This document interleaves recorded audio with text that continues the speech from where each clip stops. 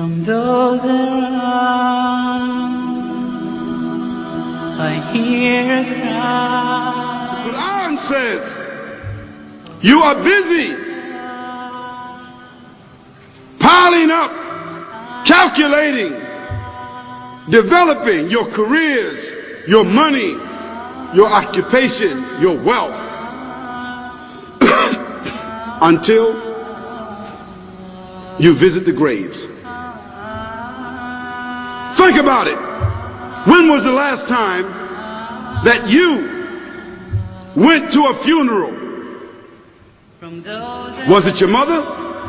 Was it your father? Was it your grandfather? Was it your uncle? Was it your cousin? Was it your friend? Was it your wife? Was it your husband? The last time that you visited the grave, when you went to a funeral and you saw that person whom you loved that was laughing, crying, live, boasting, wealthy, educated, denying, arrogant, whatever they were. What was the demeanor of the people when you walked in that funeral home? When that person was stretched out in their last suit? What was the demeanor? Were the people cracking jokes? Were they dancing? Were they clapping and singing songs? No. Silence.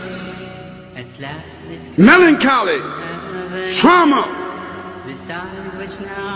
Why? Because every person that walked in that room, seeing that person stretched out, the first thing they thought about was not the person. The first thing they thought about was that one day this will be me. So Allah said, Alhaakumut takathur. All of us, all of you are engaged in running your mouths, doing your business, multiplying, buying houses, cars, business, whatever you're doing. And when you're told about God, religion, life, morality, you're saying, look, I ain't got no time for that. I ain't got no time for that. I don't want to hear that. I don't even believe in God. Matter of fact, I don't even know if I'm going to die, and if I do, maybe I'm coming back again. As a matter of fact, science is so sophisticated that I think really that they're on the verge of being able to solve the whole thing of death soon. We ain't got to die. If we got enough money, we don't even have to die. See how arrogant people can be until they visit the funeral house. And then after you go to the funeral house, if you got the guts, if you're able to do so, you go to the grave. And now this is another scenario. And you say to yourself, is that it? I mean, 50, 60 years, scraping, struggling, scheming, lying, stealing, fornicating, jumping up and down, begging, working, and this is the end of it? I mean, is this what's going to happen to me? Are they going to be dropping me into a hole in the ground? A hole in the ground, the same hole that a cat digs after it defecates. Just a little deeper.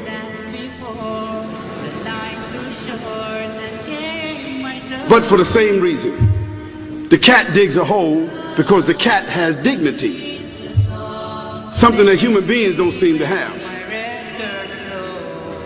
Instinctively, the cat digs a little hole, covers it up. Humans have got to be taught to do that. But it's for the same reason. So you and I, we're going into a hole a little deeper than the one the cat dug. And all the people that's crying, pulling out their hair, screaming, almost acting like they falling in the thing with you. They want to just jump in there with you. Not really though, you know, it's all an act. Because ain't nobody really going to jump in there and stay in there. They don't love you that much.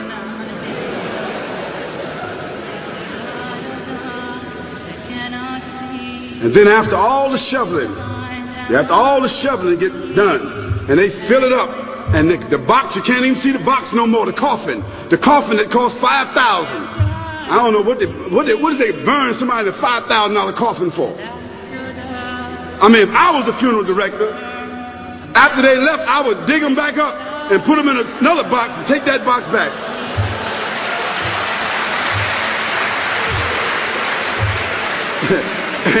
And honestly, I'm telling you, that's what they do. Yeah. So after all the money and all the drama, and they dig that hole and put you in there and cover you up, and everybody goes back to the place, go back to mama's house or daddy's house or whoever's house, and we cook some chicken or whatever it is, and we do a little dancing and drink some scotch and forget all about that person, and then we want the lawyer to come now and talk about, divvying up the spoils. So if that woman who died had a husband, somebody else gonna marry him, you know that.